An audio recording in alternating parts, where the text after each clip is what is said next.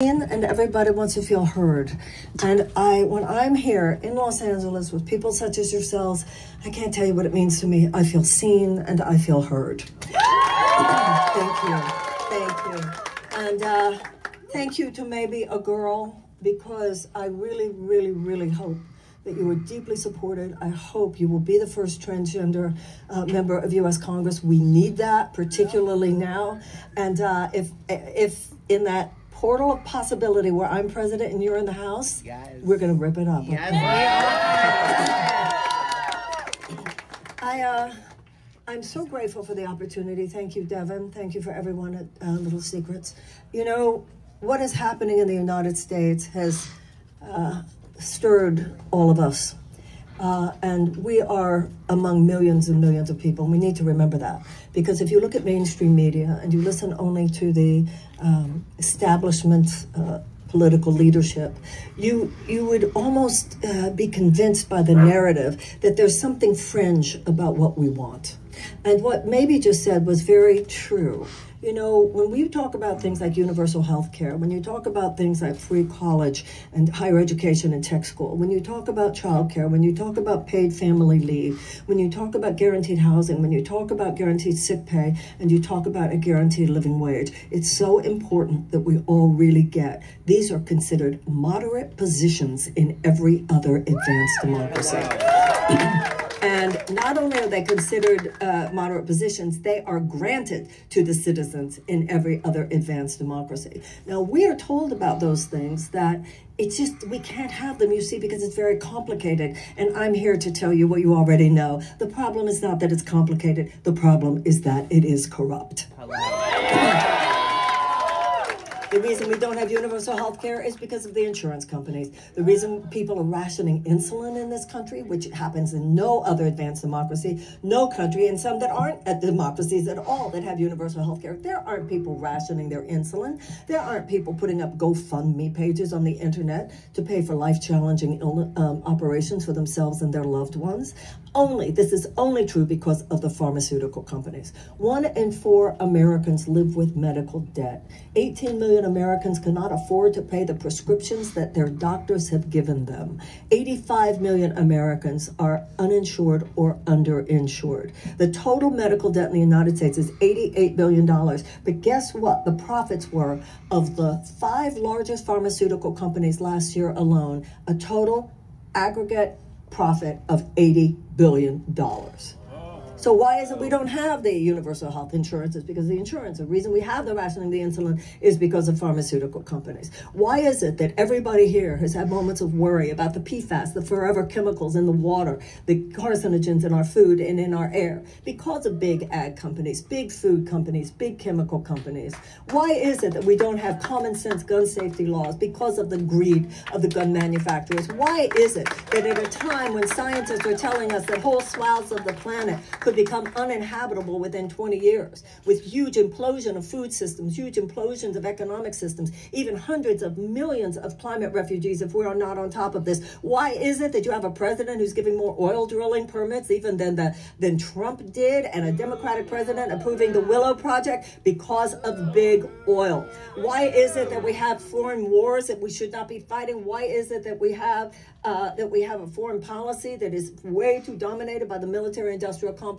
Only because of the greed of the defense contractors. But this is what has become clear to me. And I think for most of you, if not all of you, it has become clear to you as well. That system will not disrupt itself. Hello. The status quo will not disrupt itself. One of those corporatist systems will tell you that there's nothing to disrupt because it works for them. And the other one will tell you, just elect us one more time and we're going to get there. So you've got one major political party that doesn't even give you crumbs, and then the corporatist establishment elite of the other major political party that gives you a cookie every once in a while. Let me tell you something, you can't live on cookies either. And then not only that, they have the audacity to tell you that someone like myself isn't qualified, because you should only consider as qualified someone who has spent years in a career, ensconced in the car that drove us into this ditch. Only they should be considered qualified to lead us out of this ditch. Let me tell you something. We don't need more political mechanics. We don't need political car mechanics. That's not the problem. The problem is that the car is on the wrong road. The problem is not that we don't have enough technicians. The problem is that we don't have any vision. So this is what I say to you, what I submit to you. They say that the only person qualified, what they call qualified, even Miss AOC, who is, been a big fan of AOC, but she says that given the field, she's going to go on and endorse Biden. Well, let me tell you something. Given his policies, I'm running against him. And you know what?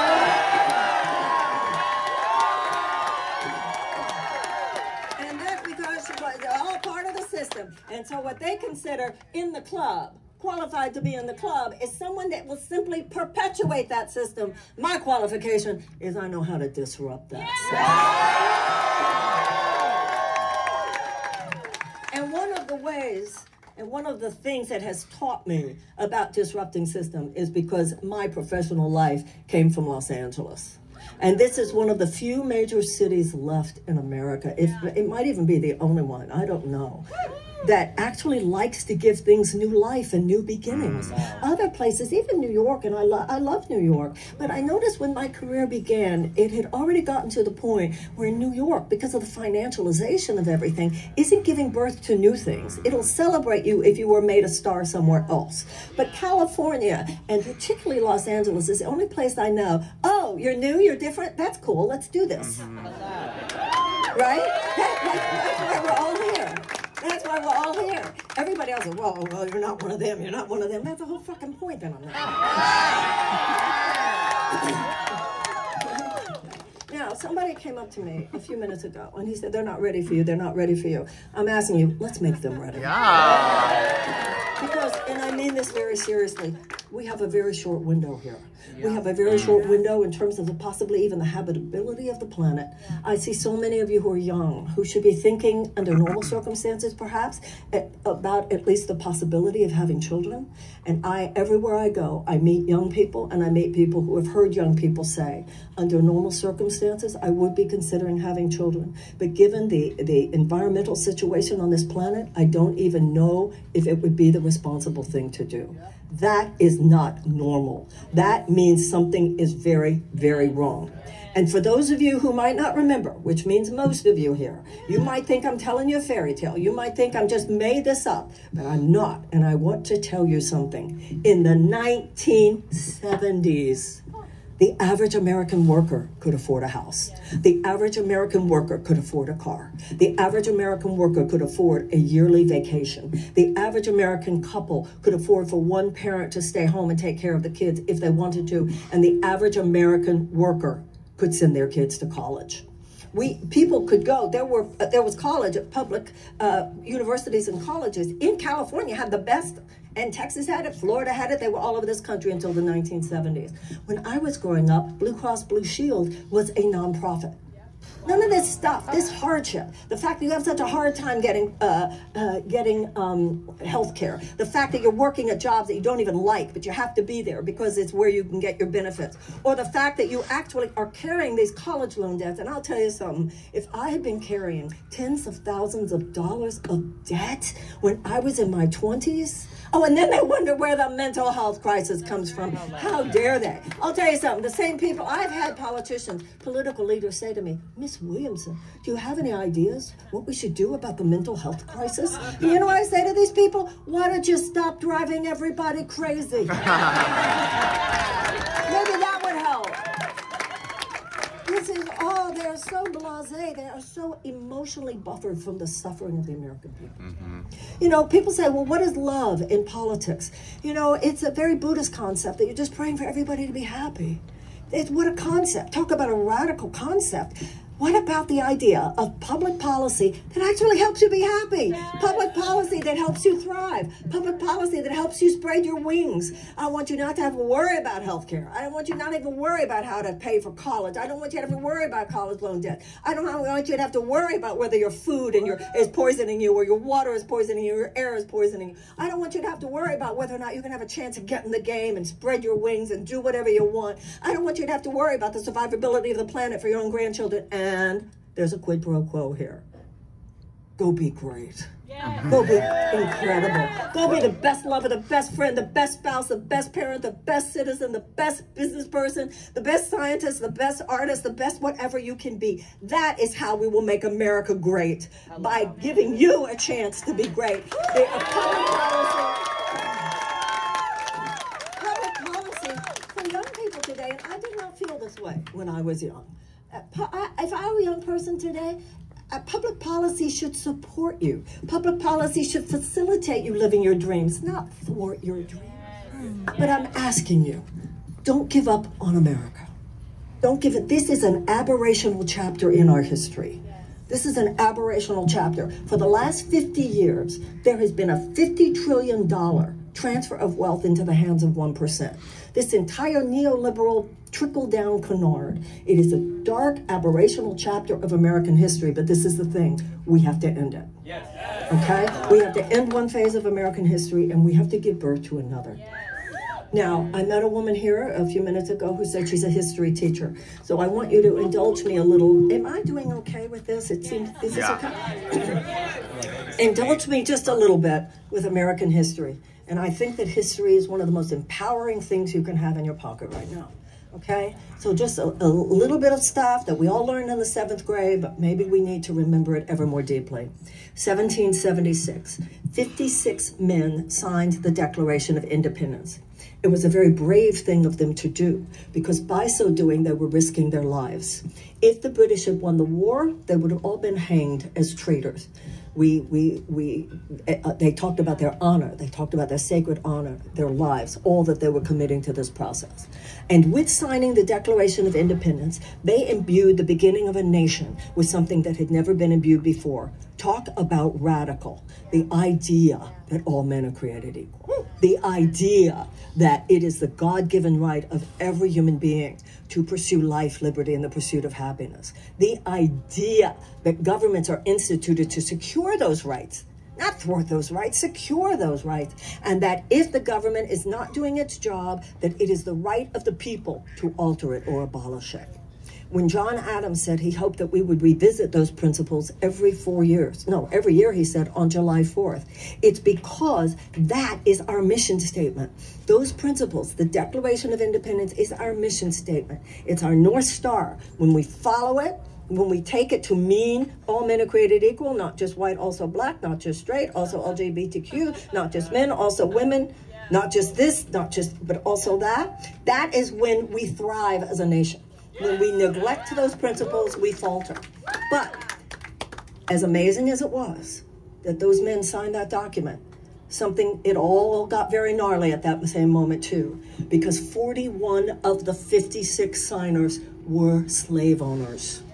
What does that mean? It means that we have always been both and. We are both and. There is a bipolar nature to the American consciousness, and every generation lives out that story. Every generation lives out its own chapter of those two forces in struggle, those two forces between those whose hearts are ablaze and willing to sacrifice for the very possibility of a country where everybody could spread their wings, versus people who represent forces who, for their own ideological and or economic purposes, have no intention whatsoever of seeing those principles manifest, and have proven time and time again that they would do whatever it takes to make sure that they are not. Yes. Now, look at the trajectory of our history. The trajectory of our history is that generations have risen up and handled that shit. Mm-hmm. So we had slavery, yeah, and guess what we also had? Then we had abolition. We had the institutional suppression of women, and then what did we have? We had the women's suffrage movement. We had the overreach of capital by the Gilded Age, and then what did we have? We had the establishment of organized labor.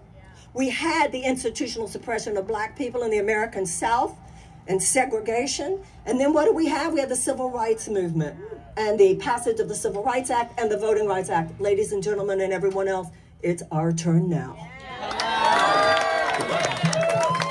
And that is what is going on here. And today these are the same forces. They're back. And they feel that for the sake of the primacy of their property rights, They are willing to put democracy in chains to the point where we now have a corporate aristocracy of the insurance companies, the pharmaceutical companies, the big food companies, the big agricultural companies, the banks, the big chemical companies, the gun manufacturers, the big oil companies, fossil fuel extraction, and the military-industrial complex. They now form a matrix of corporate oppression. They have financialized every single sector of American society to the point where 70% of the American people report living with chronic economic stress. We have 1/3 of America's workers who live on less than $15 an hour. They haven't even lifted the minimum wage from $7.25 an hour, and a living wage in most big cities in the United States is not even big ones, moderate cities, is between $24 and $25.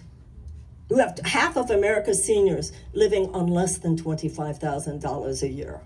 This will not stop unless the American people intervene. And I can tell you, I'm living in the belly of that beast right now.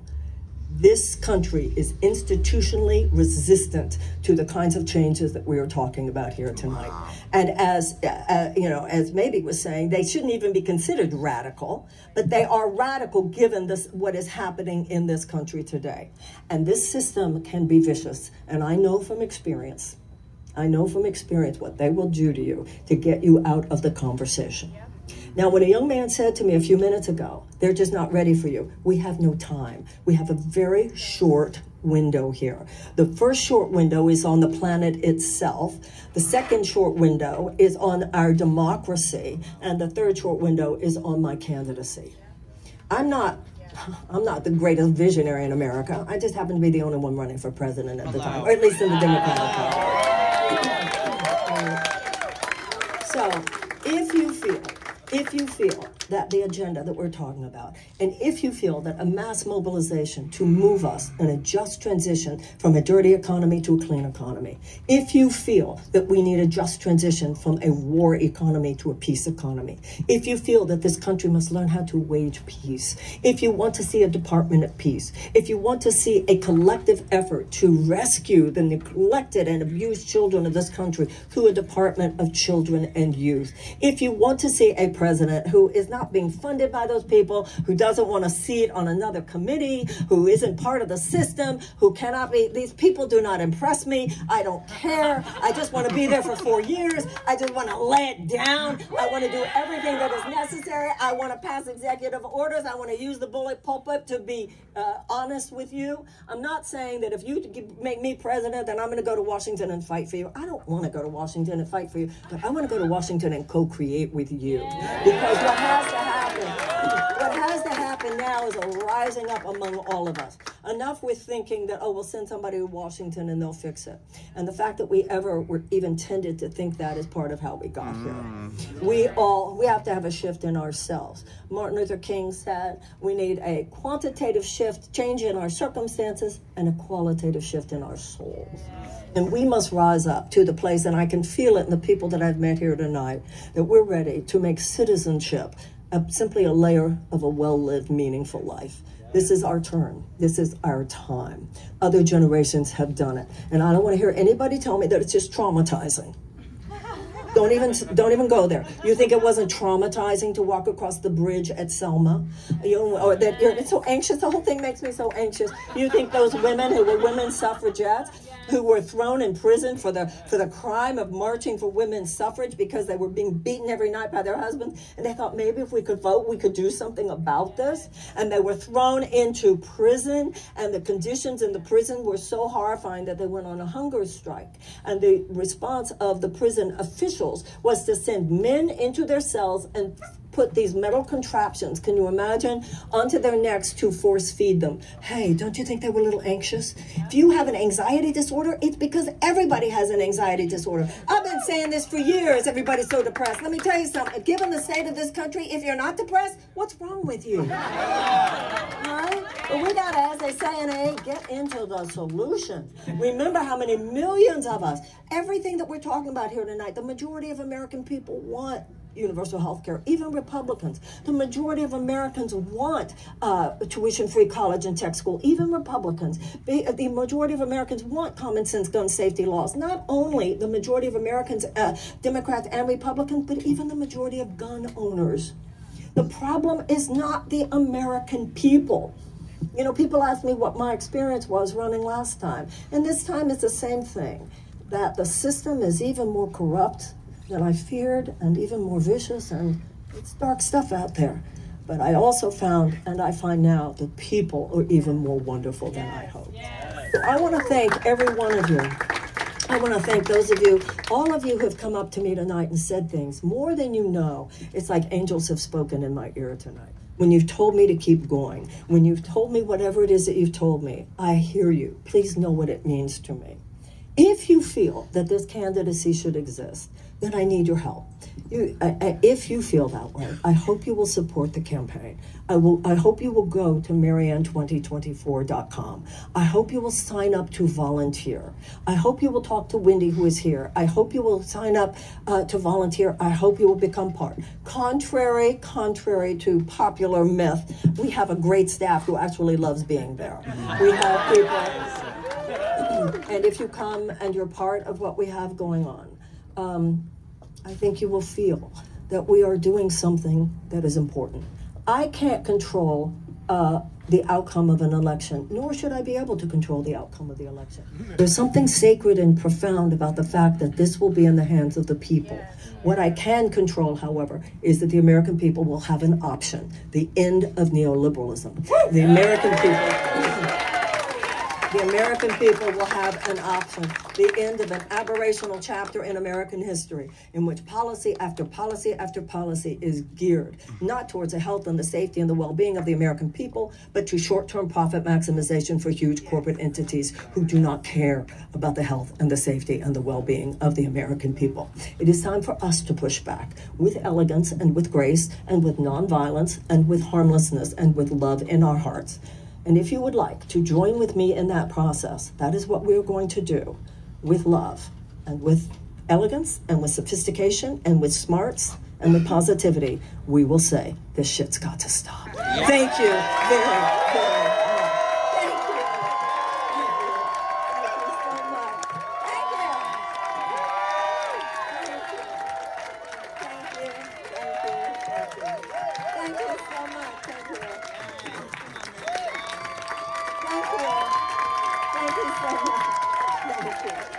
Are we doing the Q&A? Where's Devin?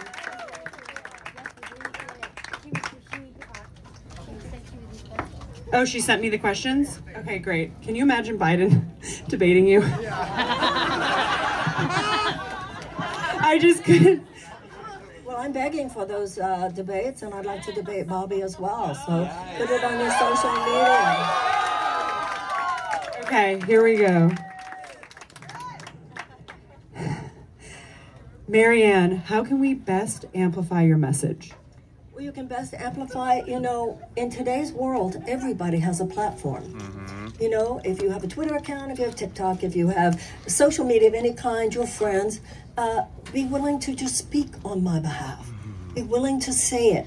When people say things, you know, that are uncool, or people say, "Oh, she's a long shot." Well, so was Barack Obama at this point in his campaign. So was Bernie, and Bernie came within striking distance. So they keep saying she's a long shot because they want to get that subliminal message so that you won't have any hope that it's possible. You know, all of those things, and the ways that some of the things they say about me. I mean, you know, people who haven't read my books, who opine about what my books are about, and it's kind of awful. So I feel this is what Mahatma Gandhi said. When Mahatma Gandhi said, "Who is the leader of the Indian independence movement?" He said, "The small, still voice within." You do what your heart tells you. Oh, I could talk to this person. Oh, I could post this. Oh, I'm going to put this on. Oh, I'm going to volunteer. Oh, I'm going to give $5 a month. You know, money is, it's obscene. And I hope, I don't know if this will happen in my lifetime, but I think it will happen in some of your lifetimes. We need public funding, federal funding of public federal campaigns. We need that. And that will need to be a constitutional amendment. Until then, money makes all the difference, because if you don't have the money to pay the staff, if you don't have the money to get on the airplane and go to the next city or go to the next next town, it's hard. But anything you can do, and nothing is too small. Don't think, some of you have come up to me tonight and said that you're monthly donors, and just please know how much it means to me. So whether you are financially advantaged and you can give up to $6,600, or whether you could handle $5 a month, it's all the same energetically. You were investing. You were investing. You were investing your energy. And if you will invest and you will keep the fuel in this car, I promise you I will keep going. Okay, because I know someone at Raytheon, if you want me to do the intro. Just kidding. Just kidding. Marianne, could you talk about what would you like to manifest in an ideal world with guns in our country, and what you think it is possible right now? Okay, sorry, someone needs to reread when they send messages for the questions. Could you talk about basically what you want to manifest with guns in our country right now? Yeah, manifest is a weird word to use with guns, but okay. Well, the Second Amendment, the first 10 amendments, this is our Bill of Rights, and we don't want to be messing with the Bill of Rights. And my father told me when I was a little girl, I remember his talking about, and my father was certainly a big lefty, but he talked about how it is appropriate that in this country, and the whole point of the Bill of Rights was that the government cannot be the only people who have arms. So I can respect that, but as we know, the founders, we're talking about muskets, and the founders could not have even imagined an AR-15, and also of all the points, of all the places in the Constitution for them to get a little bit unclear, this business of the organized, well-organized militia. This is the deal. We will be a violent society until we commit to being a nonviolent society. So this is one of the areas where it has to be both and. We have to work on the externalities and we have to work on the internal. On the external plane, of course, as you can imagine, I want to see a ban on assault weapons. Of course, on the external, I want the federal red flag laws, all of the issues such as bump stocks, high capacity magazines, waiting period, high-risk individuals not able to get their hands on guns. Look what's happening in Florida with DeSantis. Anybody could be right here tonight with a loaded assault weapon across their shoulder. I think that is terrible, terrible, terrible. I will do, as president, anything possible, anything within the purview of